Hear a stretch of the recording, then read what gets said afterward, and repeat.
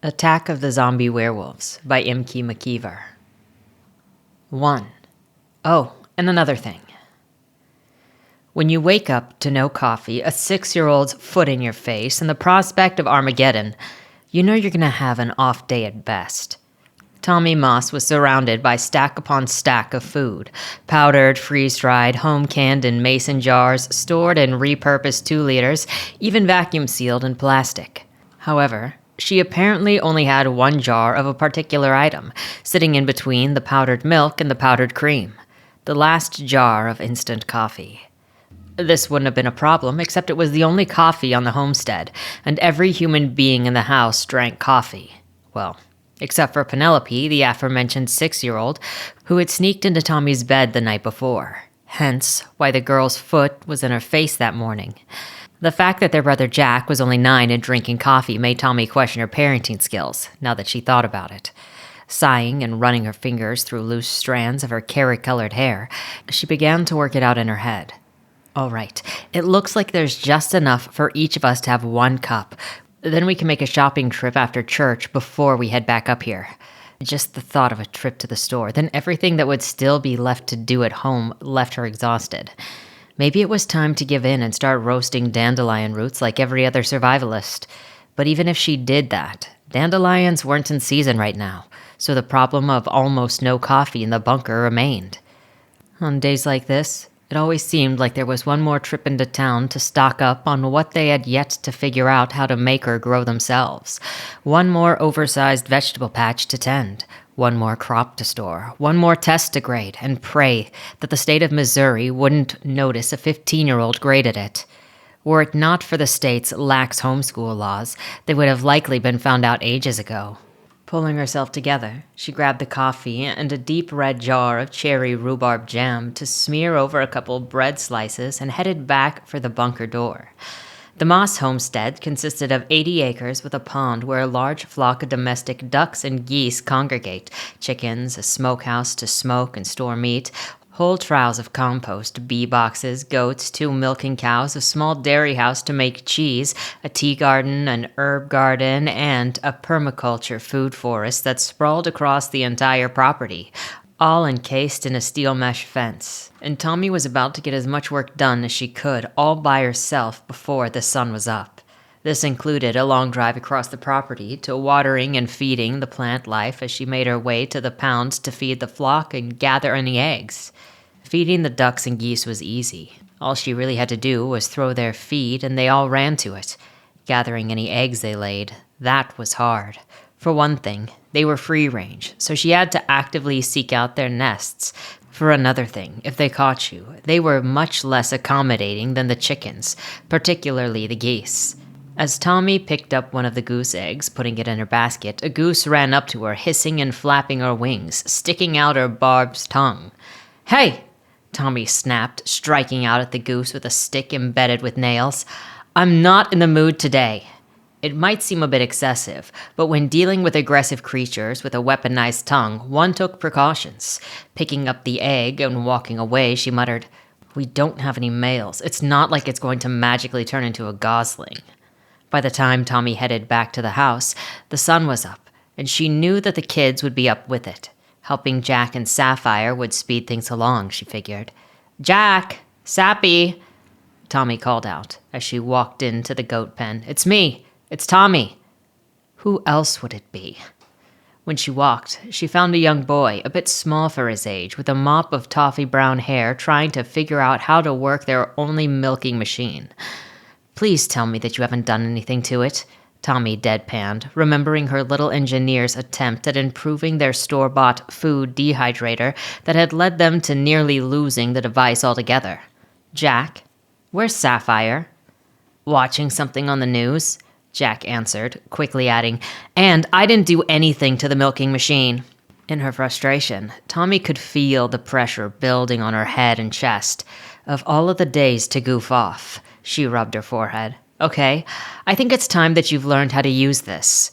Tommy had worked herself into out of steam by the time she pulled up to the house. She marched up the veranda, calling out, "Sapphire Elizabeth Moss, you get—" That was when her skinny 11-year-old sister whizzed out the door, saying, "You need to see the news." Thrown enough to be steered from her warpath, Tommy let herself be led into the house, Sapphire still going 90 miles a minute. Bailey's boyfriend called while you were gone and said something was going on in the East Coast and to turn on the news, so I did. She pointed to the TV. Look. Tommy looked at the TV, which was showing what looked like a hospital that had been cordoned off with yellow tape. Numbers aren't certain, but the number of infected has been estimated in the low hundreds, a woman's voice said over the pictures. The CDC representatives advise anyone who becomes symptomatic to report to the nearest hospital for quarantine. Symptoms include migraine-like headaches, debilitating pain in the limbs, difficulty walking and eating. This is it, isn't it? Sapphire asked. This is the big one. I'll go get my bug-out bag. Tommy grabbed Sapphire by the arm as the panicking girl tried to leave the room. Sappy, what did Mom and Dad and Arden and Uncle John, everyone else in our circle, say not to do during a disaster situation? Don't immediately bug out, Sapphire answered. Wait and assess the situation. Right, Tommy responded, letting Sapphire's arm go and running her fingers through her sister's long, light brown hair. And don't constantly watch the news cycle. I'm going to watch this for a minute to figure out what's going on. In the meantime, in the likely event we don't bug out, you left Jack to milk the 14 goats by himself. Right, Sapphire agreed before going out to do her chores. As Tommy listened to the news, she decided two things. First, they were not bugged out just yet. Second, she was pulling out the slow cooker and making mulligan stew out of the leftovers because she wanted to be sure nothing was left in the fridge in case they did need to bug out. In a hand-sewn dress suit made of tea-stained muslin, Tommy slipped into the back of the teen Sunday school class next to a girl with short corn-silk blonde bob that curled at the edges, and the tall, bulky, muscular boy with the brunette buzz cut. Sorry I'm late, she whispered, but someone freaked my little sister out with stories of a death plague. I never said death plague, Emmett, the boyfriend in question, whispered back in a tone of a man second-guessing his decisions. What are you talking about? The blonde Bailey Ray added in, still whispering. What, you didn't see the news? Emmett asked. There's some crazy virus all over the eastern seaboard. No one even knows what it is. Just then, another girl in class turned around with a finger to her lips. Shh! The three friends quieted down, focusing on the class. So, what are you going to do if this does become a crap hits the fan situation? Tommy asked Arden that night on the phone. The oldest Moss child, 20-year-old Arden, had been granted custody of his younger sibling after a shared guardianship with their grandmother. Joining the Marines had led him to co-parenting their siblings with Tommy from miles away, currently from a ship off the Florida coast. Right now, we're probably looking at a hunkered-down situation, not a bug-out, Arden told her. Worst comes to worst, take the kids down to the bunker, lock yourself in, and keep the radio on. But not yet. In the meantime, make sure all of our supplies are up to date, restock everything we need, make sure the bug-out bags, make sure all our supplies are up to date, restock everything we need, make sure the bug-out bags get home bags, and the never-coming-home bags are ready, make sure that we have an up-to-date plan, and if there's time, run a couple of drills, Tommy finished for him. This isn't my first rodeo. Their parents had been off-the-grid survivalists and doomsday preppers. They bought their house because it was a fallout shelter from the Cold War that they spent several thousands of dollars adding on to. The family always kept a stock of non-perishable foods, soap, water, toothbrushes, medical supplies, vitamin supplements, anything and everything that they could need when crap hit the fan. They supplied most of their food through their plants and livestock or hunting wild game and foraging for edible plants and nuts. They'd made their own water purification system and had rigged up several alternative power sources, including wind and methane. They homeschooled. They home-canned. Their friends were all survivalists and preppers. They ran drills for various situations, and they passed this knowledge on to all 5 of their children. But Arden, do you think that there's any way that you could get leave? Tommy requested. Come up here? Tommy, you know it's not that simple, Arden responded apologetically. Perhaps he was going to say something else, but just then, Tommy could make out moaning in the background. Arden, is someone there with you? However, instead of answering her, Arden said, Are you okay there, Lance? Corporal?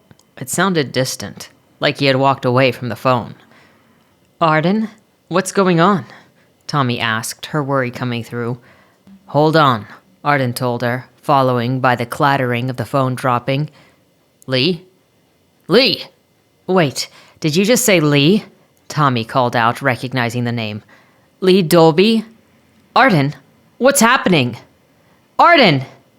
However, Arden seemed too focused on his crewmate to even realize the call was still going. Through the phone, she could hear Leigh groaning.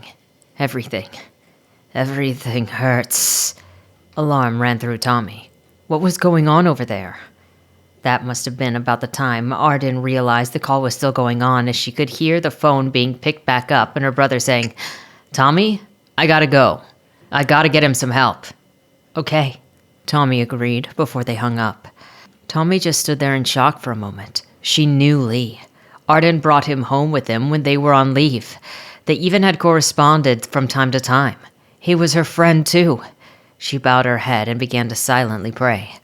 That was when Jack walked in. "Was that Arden?" Tommy startled, jumping a little in place. Yeah, it was, buddy." "What did he say?" Jack said, looking worried. Tommy paused for a moment, getting her thoughts together. "Go get your sisters. We need to have a family meeting."